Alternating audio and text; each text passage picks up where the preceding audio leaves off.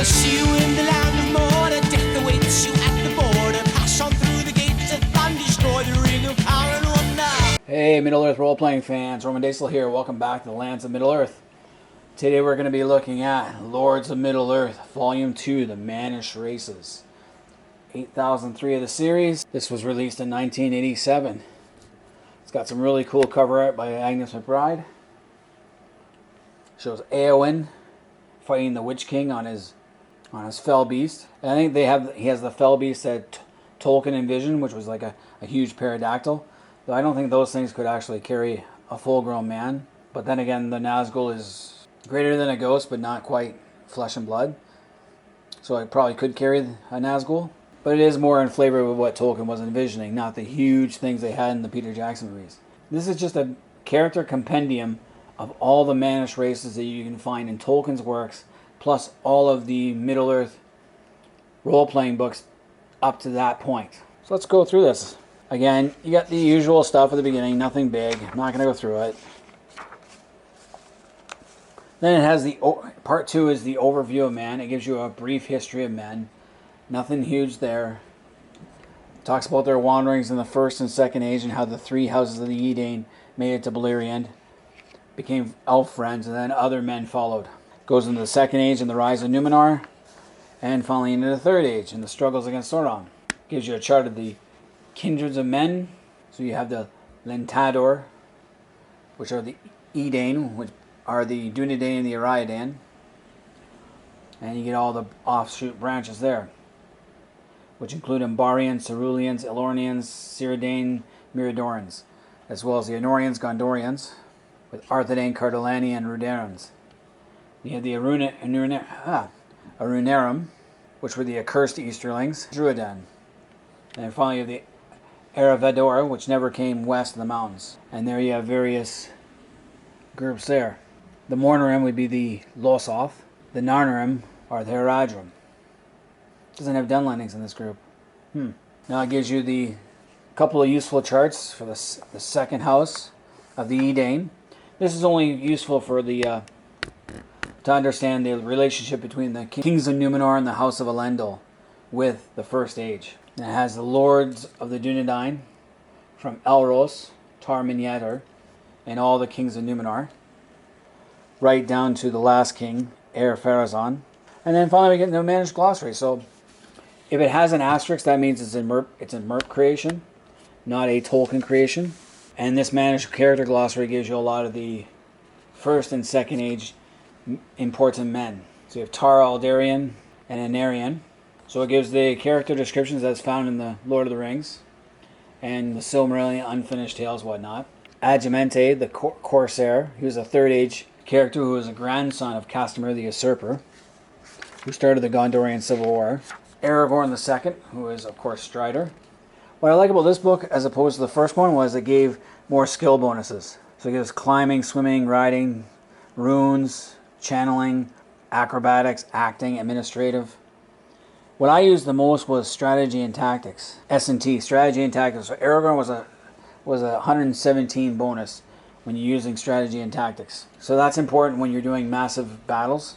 You need someone who has tactically, you would add, and strategically, you would add their bonus to whatever roll against the other person's strategy and tactics. You got Beorn, Baron, Boromir, Castamir, Demic Draal, who is a made-up character and never appears in any of the Merp books. He's completely... I think they were going to make one about him because he's in the Far East, but they never got around to it. So he's never mentioned in any Merp campaign. Denethor, Arundel, Eldacar, Elendil. So if you see this little sword figure, that's their canon. Yeah, Elros, Erim, and more. This one, she appears in Haunted Ruins of the Dunlendings. And the list goes on. You got Faramir, Hjor, Hurin, Grima Wormtongue, Imrahil, Isildur. The mouth of Sauron is even mentioned in this book and gives his backstory. Ovatha II, who is a Variag Khand. So he would be... They never did that, so I don't know why they created him out of the blue. Ovatha II. Parnellian Say. None of these characters appear in any Merp editions. And it makes me wonder if they were planning on it, but never got around to it. And there's quite a few of them that I think they were planning on making this stuff. Theoden. So that's the master list of the major characters. Again, I think they were going to do a Far East book and never got around to it. And it's too bad because that would have been awesome. The further east you go, the better. Because there's so many lands that were open. Then, of course, it gives you the Mannish short description glossary. There are a lot of Mannish characters in this. A lot of them are Dunedain, and from Arnor, Gondor, and so, for example, you have Arvalag, who is mighty king and Dunedain warrior, 8th king of Cardolan, and then it gives a description of the men and the A's. Bard the bowman, who should be more of a hero than he. So when I go through all these, there's just too many. More than the elves. The elves had very short ones. Some descriptions are better than others. I have Eomen, who's Eomer's father. Fengil, king of Rohan. Halberad, who was in the Battle of the Pelennor Fields where he fell. And he was one of Aragorn's cousins. Hama. And it keeps going on and on and on. So I to R, T, there we go. Getting down. There's a couple of others who are not in the books. Aldor the Accursed, one of the Easterlings who betrayed the sons of Fëanor in the Battle of Unnumbered Tears, and his sons Allfast, Allfang, Olrad, Allworth. And there we go. So that's the brief description. That's all the Mannish characters that you find. Then this book goes on to probably the most awesome part of it, I think. The 9 Nazgul. This goes into all 9 of the Nazgul. It has an overview of the Ringwraiths, the Ulari history, their campaigns in the Second Age, campaigns in the Third Age, their nature, general powers and features, and of course the 9 rings of power.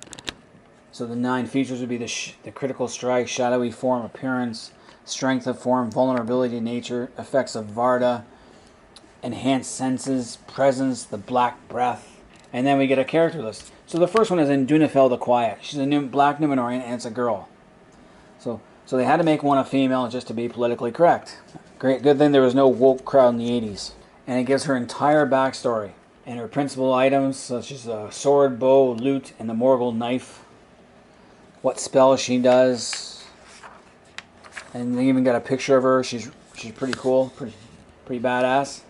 Next up we get a Corahil, another black Numenorean, who's also called the Storm King.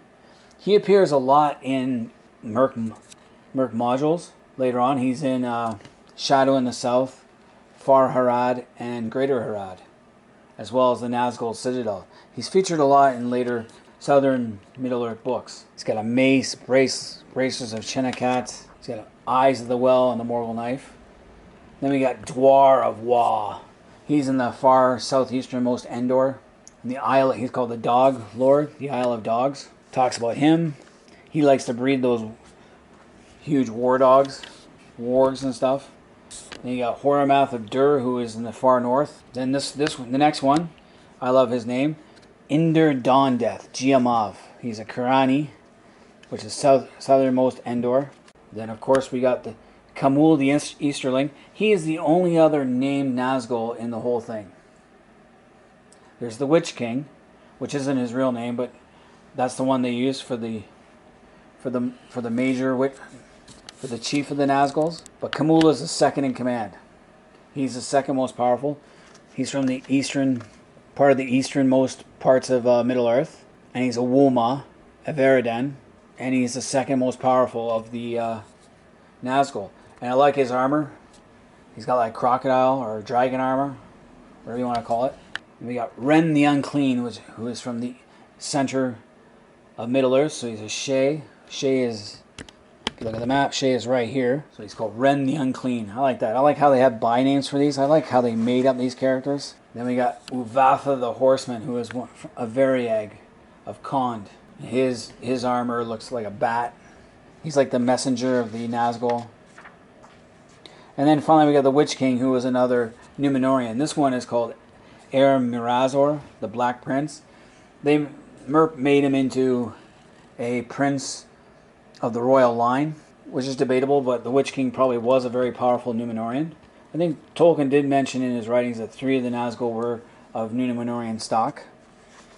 And it makes sense that Sauron would look to corrupt them as they were colonizing the lands of Middle-earth. And he has the most extensive backstory. And then it gives the Nazgul as men, the men Nazgul. Gives their stats real quick. And that's it. You using high-level characters, selecting characters, balancing characters, generating characters, all that fun stuff. And that's it. That's the whole compendium right there.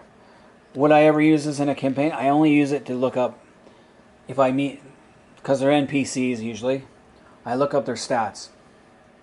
So you're using stats like diplomacy, strategy and tactics, public speaking, things like that. You use that to influence certain things. So that's what I use them more. In the case of the Nazgul, you use their strategy and tactics and their influence. So the Witch King is obviously the same league as Aragorn when it comes to strategy and tactics, having a millennium of experience fighting. But overall, I thought this was a great read. I love reading all the little entries. I read this many times. You can tell by the book how much use it's gotten. I bought this brand new and it's pretty beat up. Not terribly beat up, but it's getting there.